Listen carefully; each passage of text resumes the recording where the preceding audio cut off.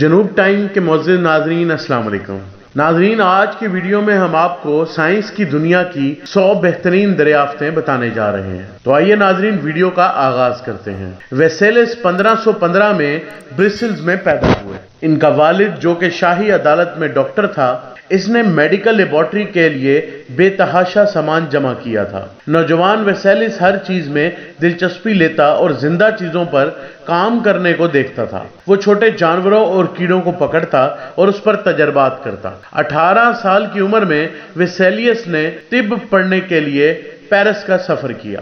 اس وقت انسان یا حیوان کے جسم کا طبی معائنہ عام نہیں تھا، بلکہ اگر کسی انسان یا حیوان کے جسم کا معائنہ کرنا ہوتا تو ڈاکٹرز اور لیکچررز لیکچر دیتے اور قصاب اس کے جسم کو کاٹتے۔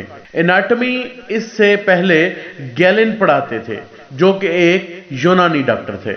اپنی قابلیت کی وجہ سے وہ جلد ہی اناٹمی کے بارے میں جان گئے۔ ایک بار اپنے کلاس کے دوسرے مرحلے میں جب آپریشن کرنے والا آپریشن کر رہا تھا تو اس نے آپریشن کرنے والے سے چاقو کھینچا اور اپنی مہارت اور اناٹمی کے بارے میں معلومات کو استعمال کیا۔ بطور ایک میڈیکل طالب علم وہ پیرس کے قبرستانوں میں جاتا اور انسانی ڈھانچوں اور ہڈیوں کے بارے میں معلومات حاصل کرتا۔ پیرس میں ایک مقام ہے جسے ماؤنڈ آف مونوفیکون کہا جاتا ہے، جہاں مجرموں کی لاشیں پڑی ہوتی ہیں۔ وہ ان تازہ لاشوں کے بارے میں معلومات حاصل کرتا۔ 1537 میں ویسیلس نے گریجویشن مکمل کی اور اٹلی کے پیڈوا یونیورسٹی میں داخلہ لیا، جہاں پر وہ مختلف ٹیشوز پر تجربات کرتا۔ دیگر طلبہ اور پروفیسر اس کے نئے طریقے کو اتنا پسند کرتے کہ سب اس کے لیکچر میں حصہ لیتے۔ وہ ہر انسانی حصے کی ساخت کا مطالعہ کرتا، جیسے کہ شریانیں، وریدیں، ٹیشوز اور یہاں تک کہ دماغ کے باریک حصوں کی ساخت کا بھی مطالعہ کرتا۔ جنوری 1540 میں انہوں نے عوام کے سامنے انسانی اناٹمی کے بارے میں مکمل لیکچر دیا اور اس میں انہوں نے انسانی جسم کے زیادہ تر حصوں کے بارے میں مکمل معلومات دی، اور انہوں نے یہ بھی بتایا کہ یورپ کے ڈاکٹر انسانی جسم کی بجائے بندروں، کتوں اور دوسرے جانوروں کے جسم پر تجربات کر کے اس کو انسانی جسم کے بارے میں معلومات کے لیے استعمال کرتے ہیں، جبکہ وہ طریقہ غلط ہے۔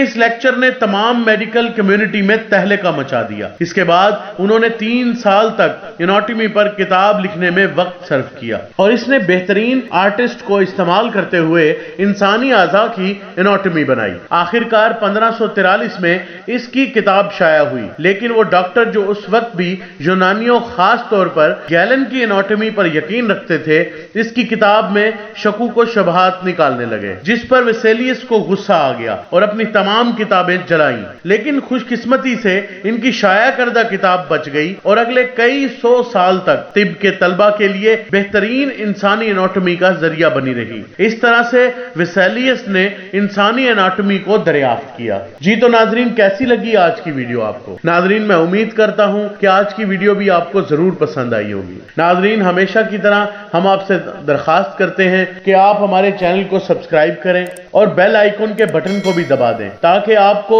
حیرت انگیز ترین معلومات کا خزانہ ملتا رہا کرے۔